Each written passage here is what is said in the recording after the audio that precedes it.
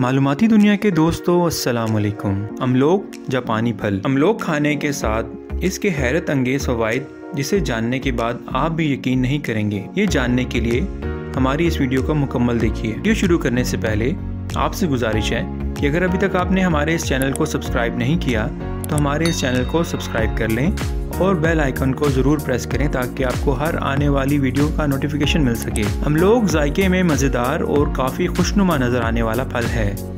इसे जापानी फल भी कहा जाता है। इसकी शक्ल टमाटर से मिलती जुलती है।